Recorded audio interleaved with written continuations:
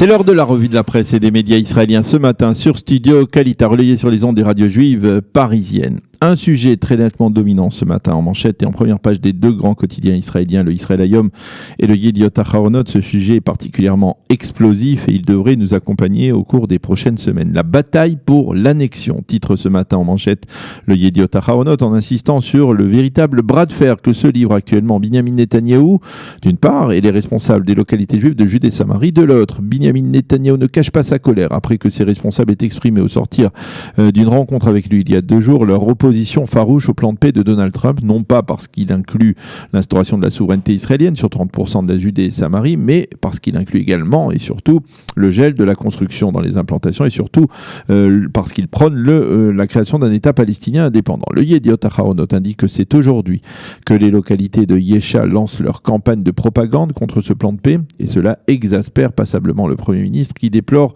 que ses responsables ne se montrent pas plus reconnaissants vers un président américain qui a dans son plan refusé d'évacuer la moindre implantation juive. Le Haaretz, lui, insiste dans sa page d'ouverture sur la condamnation par Binyamin Netanyahou des propos tenus hier par le président du conseil de Yesha, David El-Ariani, qui a affirmé que Donald Trump n'était pas un véritable ami d'Israël et que son plan de paix le prouvait.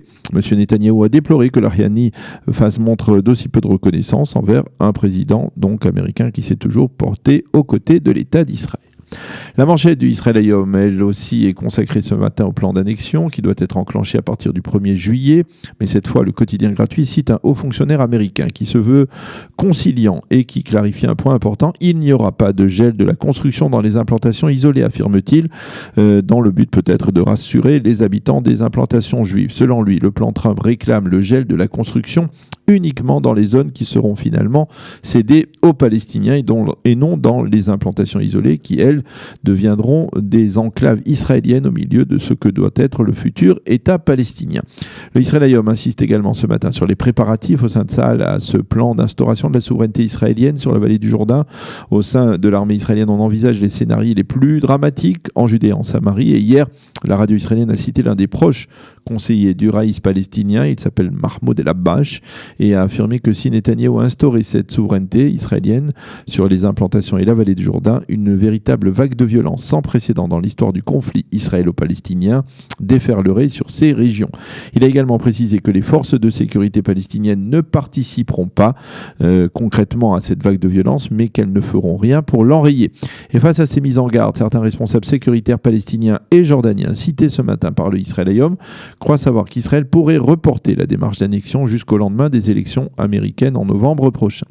Et Chaim Schlein, lui, se fait dans l'écho de ce dilemme de Binyamin Netanyahou dans sa colonne du Israël Hayom. Il appelle le Premier ministre à aller certes de l'avant dans cette démarche historique de souveraineté israélienne, mais tout en conservant une bonne dose de bon sens et de responsabilité. Schlein appelle les habitants des implantations à ne pas rejeter de leur côté le plan Trump et à ne pas rater cette occasion historique de faire de la Judée et de la Samarie des régions israéliennes à part entière. En marge de ces développements qui suscitent un véritable débat idéologique au sein même de la droite nationaliste, le Israël Hayom fait la promotion de l'interview qu'il a réalisée de l'ex-ministre de la Justice Ayelet Shaked.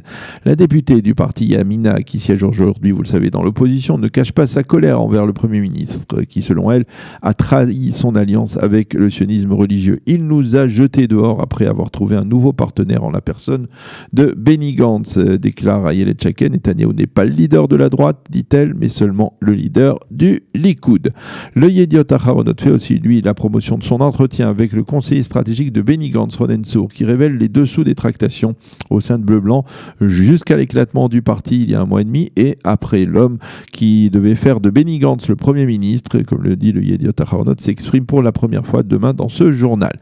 Et justement, à propos de Benny Gantz, les 2 quotidiens israéliens et même les chaînes de télévision reviennent sur le coût de la sécurité du Premier ministre par alternance. 23 millions de shekels, un coût exorbitant que l'on explique dans l'entourage de Gantz par la parité qui veut que l'ancien chef d'état-major ait également le même statut que le Premier ministre en exercice.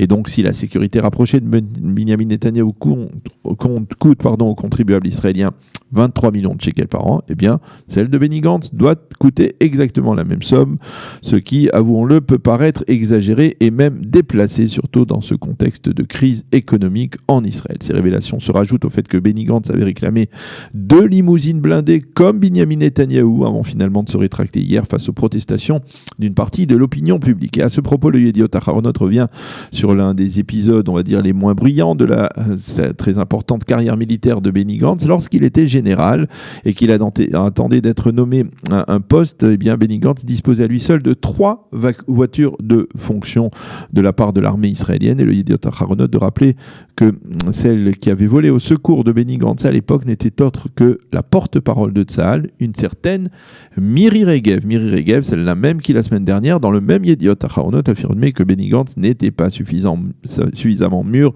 pour gouverner le pays. Le Maariv lui consacre sa manchette en page d'ouverture de son site à un accident grave qui s'est produit hier dans une grande base d'entraînement de Tsahal, la base de Tselim, dans le sud du pays. Un officier du grade de lieutenant-colonel a été grièvement blessé par les tirs bien involontaires d'un autre officier. Cela s'est passé au cours de manœuvres militaires et le général responsable des entraînements au sein de Tsahal, Moti Baruch, a donné l'ordre de stopper immédiatement ces entraînements dans la base militaire de Tselim jusqu'à ce que l'enquête établisse les circonstances de cet incident grave. En marge, Israël Hayom annonce ce matin qu'en raison de l'épidémie de coronavirus, les grandes manœuvres militaires annuelles qui devaient se tenir en septembre prochain ont été annulées. Motif essentiel, éviter tout risque de contamination au sein de l'armée dans le contexte de tels entraînements. Et justement, à propos du coronavirus, les quotidiens israéliens font état du dilemme au sein de l'éducation nationale face à la multiplication des cas parmi les lycéens. Les journaux se font l'écho du dilemme entre ce qu'ils appellent le limoud et le bidoud, entre études et isolement, un dilemme auquel ces lycéens sont confrontés.